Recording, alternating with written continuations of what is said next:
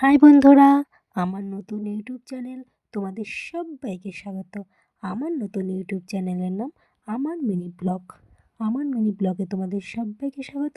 আর তোমরা অবশ্যই ভিডিওগুলো দেখে যদি তোমাদের ভালো লাগে তোমরা অবশ্যই লাইক করো, একটু কমেন্টস করো। দেখলে আমার অবশ্যই ভালো লাগবে। তোমরা সবাই জানি ভালোই কমেন্টস করবে।